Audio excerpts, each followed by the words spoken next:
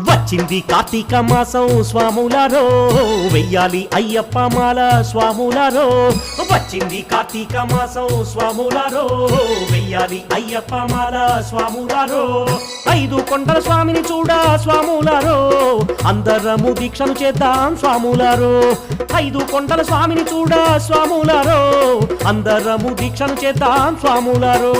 వచ్చింది కార్తీక మాసం స్వాములారో వెయ్యాలి అయ్యప్ప మాల స్వాములారో